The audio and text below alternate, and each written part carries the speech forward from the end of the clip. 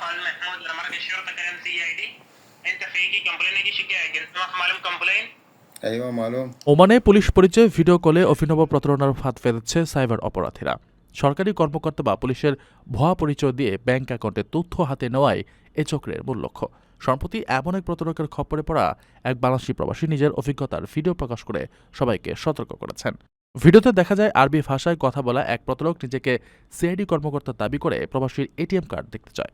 তবে পরিস্থিতি বুঝতে পেরে ওই প্রবাসী বুদ্ধিমত্তার সঙ্গে জানান যে কার্ডটি তার কাছে নেই। কাঙ্ক্ষিত তথ্য না পেয়ে প্রতারক কল কেটে দেন।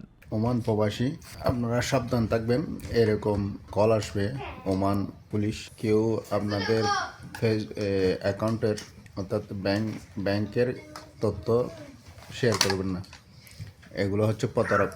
রয়্যাল পুলিশ জানিয়েছে প্রতারকরা বিশ্বাসযোগ্যতা অর্জনের জন্য সরকারি লোগো, ইউনিফর্ম পরা ছবি এবং অনেক ক্ষেত্রে ডিফেক্ট প্রযুক্তি ব্যবহার করছে।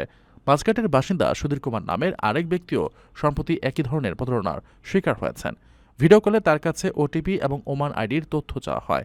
তিনি তা দিতে অস্বীকৃতি জানালে প্রতারক তাকে গালিগালাজ করে কল কেটে দেয়। ওমানের ক্রিমিনাল ইনভেস্টিগেশন অধিদপ্তরের তথ্য মতে 2025 সালের প্রথমার্ধে দেশটিতে সাইবার প্রতারণা আগের বছরের তুলনায় 50% বেড়েছে। প্রতারকদের মূল লক্ষ্য থাকে ওটিপি সংগ্রহ করে দ্রুত ব্যাংক অ্যাকাউন্ট খালি করে দেওয়া এবং সেই অর্থ ডিজিটাল প্ল্যাটফর্মের মাধ্যমে ওমানের বাইরে পাচার করা। এ বিষয়ে ওমান পুলিশ কঠোর সতর্কতা জারি করে বলেছে, ফোন বা ভিডিও কলে কোনোভাবেই ব্যক্তিগত তথ্য, ব্যাংক অ্যাকাউন্টের বিবরণ বা ওটিপি শেয়ার করা যাবে না।